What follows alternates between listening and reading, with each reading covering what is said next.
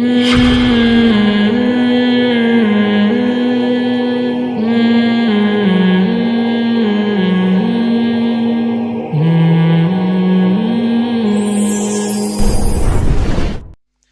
صاحب نماز پڑھنے میں سستی ہوتی ہے، ایک دن پڑھ لی دوسرے دن چھوٹ جاتی، کوئی ایسا طریقہ بتا دیں جب بھی نماز چھوٹے کوئی جرمانہ لگائیں اپنے اوپر. فجر چھوٹے تو ناشتہ گول، جس دن فجر کی جماعت گئی ناشتہ گیا تو سزا نہیں دیں گے نا، تو بات بنے گی نہیں.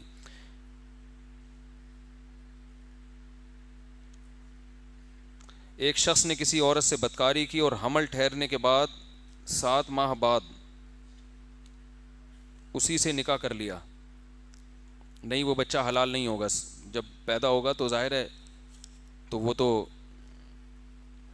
یعنی 2-3 مہینے بعد بچہ پیدا ہو جائے گا، تو حمل کی کم سے کم مدت تو 6 مہینے ہوتی ہے، تو یہ حلال بچہ نہیں کہلائے گا. اس بچے کا نہ باپ سے نسب ثابت ہوگا، نہ آئی ڈی کارڈ میں باپ کا نام ڈال سکتے ہیں، نہ نادرہ میں، نہ اس کو وراثت ملے گی باپ سے. اس کے سارے حقوق ماں سے متعلق ہوں گے. سمجھتے ہیں؟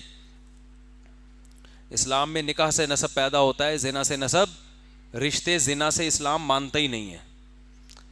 تو زانی کا جو آپ یورپ میں ایسا ہو رہا ہے، لوگ مسائل پوچھتے ہیں. اب چونکہ وہاں بہت سے مسلمان بگڑ گئے ہیں، بہت سے صحیح بھی ہیں الحمدللہ، بہت سے بگڑ بھی گئے ہیں، تو گرل فرینڈ سے بچہ پیدا ہو جاتا ہے، پھر اسی گرل فرینڈ سے نکاح بھی کر لیتے ہیں، اسی بچے کو میں ولدیت کا اپنا نام ڈال دیتے ہیں. تو اسلام آپ کو اس کی اجازت نہیں دیتا. زانی حرام پانی سے پیدا ہونے والے بچے میں کو اپنا باپ، اپنا بیٹا نہیں کہہ سکتا، نہ اس کو وراثت ملے گی.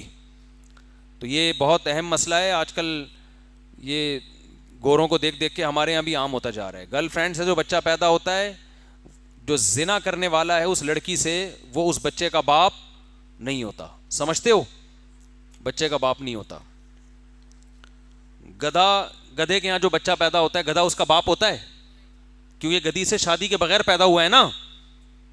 تو جیسے گدھے کا باپ نہیں ہوتا، کیوں؟ اس لیے کہ نکاح نہیں ہوا ہے. تو جہاں بھی نکاح نہیں ہوگا تو وہ باپ بھی گدھا ہے، اور اس کو بھی شریعت میں کہیں بھی ڈاکومنٹ میں اپنا باپ شو کرنے کی اجازت نہیں ہے، کیونکہ اس نے کام، بچے کا تو بیچارے کا قصور نہیں ہے، اس کو تو ہم برا نہیں کہہ سکتے، لیکن قصور باپ کا تو ہے نا، کہ اس نے کیوں بغیر نکاح کے نسل پیدا کی ہے. تو اس لیے شریعت میں کہیں ڈاکومنٹ میں اس کو باپ کی جگہ نہیں شو کر سکتے، نہ اس کا وراثت میں حصہ ہے. وہ سارے حقوق اس کو ماں سے ملیں گے.